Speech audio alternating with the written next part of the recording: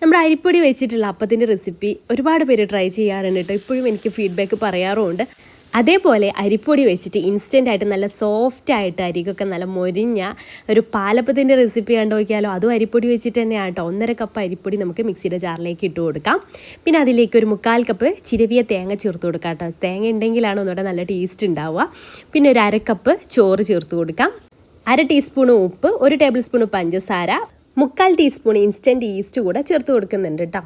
ഇനി ഇതിലേക്ക് ആവശ്യത്തിനുള്ള വെള്ളം ചേർത്തിട്ട് ഇതുപോലെ സ്പൂൺ വെച്ചിട്ട് നന്നായിട്ട് മിക്സ് ചെയ്തതിന് ശേഷം വേണ്ട അരച്ചെടുക്കാൻ വേണ്ടിയിട്ട് ഞാൻ ഏകദേശം ഒരു 1.25 കപ്പ് ചേർത്ത് കൊടുത്തിട്ടുണ്ട്. വറുത്ത അരിപ്പൊടിയാണ് ഇതിലേക്ക് എടുക്കുന്നത്. അതുകൊണ്ട് തന്നെ ഓരോ അരിപ്പൊടിക്കനുസരിച്ച് മാറ്റം വരും കേട്ടോ. അതിൻ്റെ വെള്ളത്തിൻ്റെ അളവ് നോക്കിയിട്ട് ചെയ്യുക. ഈ ഒരു കൺസിസ്റ്റൻസിയിലാണ് ഞാൻ അരച്ചെടുത്തിട്ടുള്ളത്. ഞാനിത് 1 മണിക്കൂർ കൊണ്ട് ചുട്ടെടുക്കുന്നതുകൊണ്ടാണ് ഇതിലേക്ക് 3/4 ടീസ്പൂൺ ഈസ്റ്റ് ചേർത്ത് കൊടുത്തിട്ടുള്ളത്. അപ്പോൾ നിങ്ങൾ രാത്രി അരച്ച് രാവിലെ ചുട്ടെടുക്കാന്നുണ്ടെങ്കിൽ 1/2 ടീസ്പൂണൊക്കെ ഇൻസ്റ്റൻറ്റ് ഈസ്റ്റ് മതിയാവും. പിന്നെ അതേപോലെ തന്നെ ഇളം ചൂടുള്ള ഒരു വെള്ളത്തിൻ്റെ മുകളിലായിട്ട് ഇത് വെച്ച് കൊടുക്കുന്നുണ്ട്.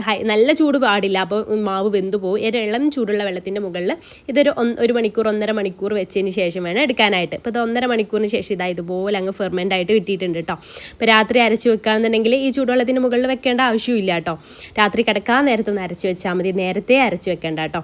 എന്നിട്ട് നമുക്ക് ഒരു അപ്പച്ചട്ടി എടുത്തിട്ടുണ്ട്. അതിലേക്ക് ഓയിലൊന്ന് സ്പ്രെഡ് ചെയ്തതിന് ശേഷം നമുക്കിത് ചുട്ടെടുക്കാം. നമ്മൾ നോർമലായിട്ട് പാലപ്പം ചുടുന്ന പോലെ അങ്ങ് ചുട്ടെടുത്താൽ മതി.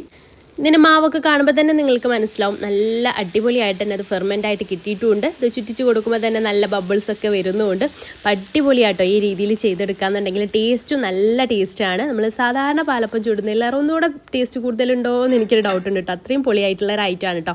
അപ്പോൾ ഇൻസ്റ്റൻ്റായിട്ട് ചുട്ടെടുക്കുകയും ചെയ്യാം. ചിലർക്ക് ഈസ്റ്റിൻ്റെ ടേസ്റ്റ് മുന്നിട്ട് നിൽക്കുമോ എന്നൊക്കെയുള്ള പേടിയുണ്ട്. അതൊന്നും ഇല്ല കേട്ടോ. ഈസ്റ്റിൻ്റെ ആയിട്ട് ടേസ്റ്റേ നമുക്ക് മുന്നിട്ട് വരുന്നേ ഇല്ല കേട്ടോ. ഈ ഒരു ഐറ്റം നിങ്ങൾക്ക് ഇഷ്ടമായിട്ടുണ്ടെങ്കിൽ ഒന്ന് ട്രൈ ചെയ്ത് നോക്കണേ. ട്രൈ ചെയ്ത് നോക്കുന്ന സമയത്ത് ഫീഡ്ബാക്ക് അറിയിക്കാൻ മറക്കരുത്. അതുപോലെ തന്നെ നമ്മുടെ പേജ് ഫോളോ ചെയ്യാതാണ് നിങ്ങൾ വീഡിയോസ് കാണുന്നതെങ്കിൽ ഫോളോ ചെയ്യാനും, അതുപോലെ തന്നെ ഇഷ്ടമായാൽ ലൈക്ക് ചെയ്യാനും മറ്റുള്ളവരിലേക്ക് ഷെയർ ചെയ്ത് കൊടുക്കാനും മറക്കരുത് കേട്ടോ. ഇൻഷാ അല്ലാഹ് പുതിയൊരു നല്ല റെസിപ്പിയായിട്ട് നമുക്ക് അടുത്ത ദിവസം കാണാം. താങ്ക്